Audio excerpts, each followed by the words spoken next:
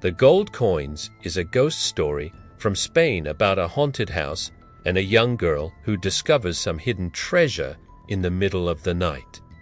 The story of the gold coins is an urban legend that can be heard all over the city of Córdoba in Spain. Over the years, it has passed from person to person by word of mouth.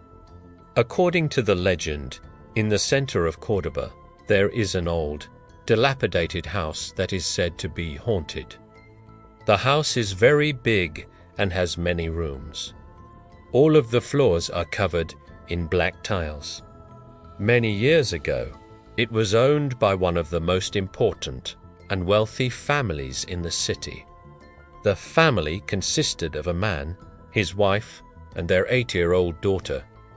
They also had a team of servants and maids who lived with them. One night, when the little girl was lying in bed, unable to sleep, she heard some noises in the corridor outside her room. Being a very curious child, she slowly opened the door of her bedroom and looked down the long, dark corridor. At the end of the hallway, she could make out a small figure crouching down. As her eyes adjusted to the darkness, she was surprised to see a young boy the same age as herself. He was carrying a lighted candle in his hand, and he was lifting one of the small stone slabs on the tiled floor. She watched as the young boy took something from his pocket and placed it beneath the tile. After he replaced the tile, the boy suddenly vanished into thin air. The little girl couldn't believe what she was seeing. She looked back down the corridor and noticed that one of the maids had been peeking out of her own bedroom door and had witnessed the same strange scene. The maid grabbed a candle and came hurrying over to the little girl. They both knew what they had seen. The young boy was a ghost.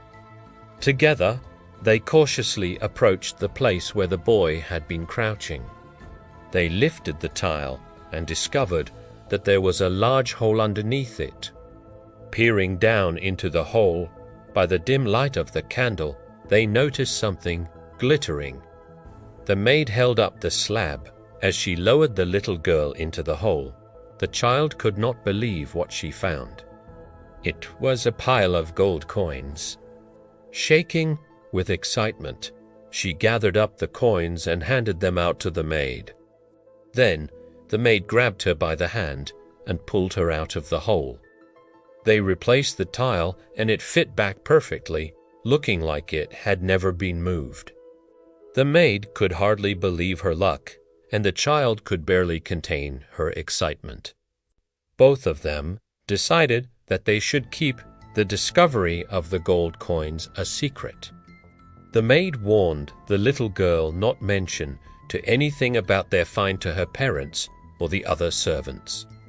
The next night, at the same time, the girl and the maid were peeking out their bedroom doors, eagerly waiting for the ghostly little boy to appear. They watched as the spectral figure made its way down the corridor, lifted a tile, and placed some gold coins into the hole beneath. After he disappeared, the maid lowered the girl into the hole under the slab so that she could retrieve the gold coins. Night after night, they repeated the same process. It seemed as if the treasure would never end.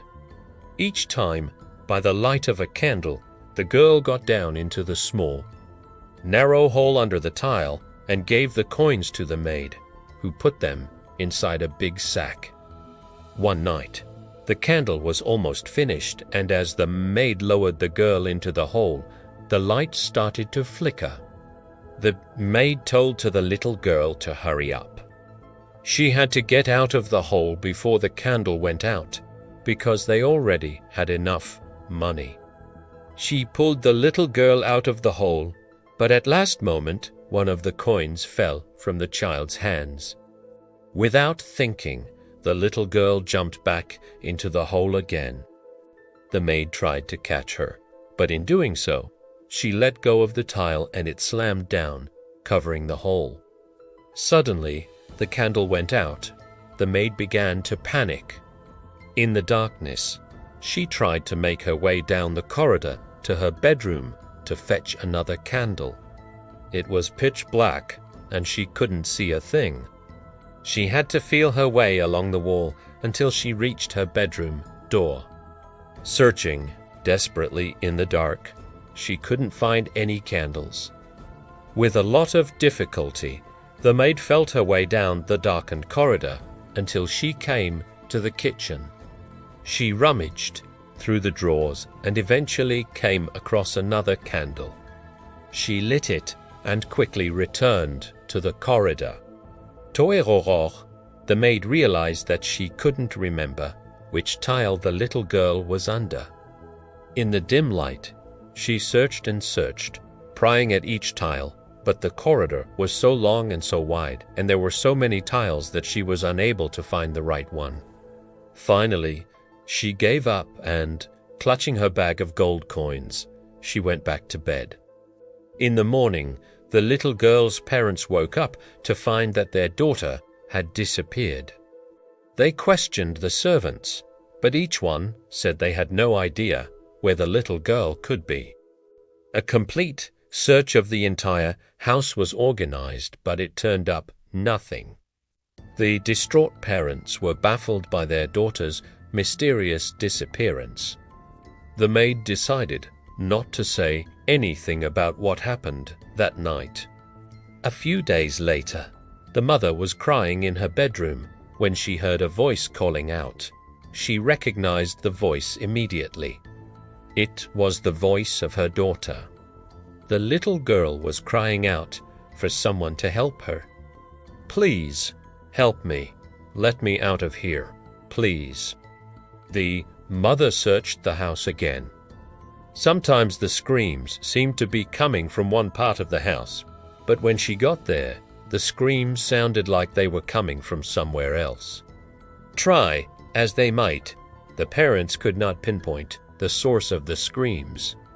The father dug up floors, demolished walls, and punched holes in ceilings, all in an effort to figure out where the girl's cries for help were coming from. After almost destroying the interior of the house, the parents were forced to admit defeat.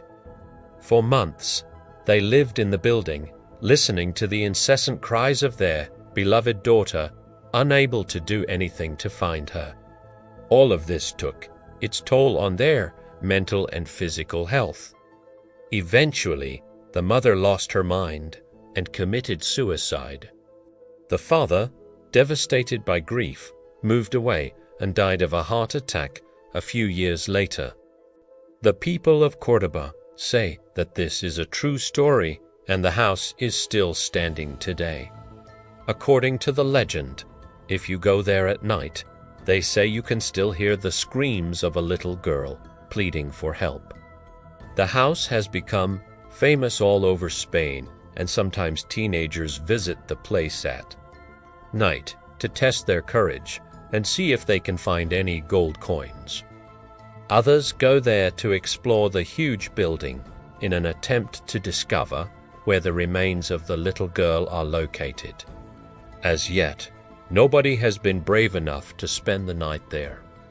The house is now boarded up, and the neighbors often call the police because of the strange cries and screams that come from within.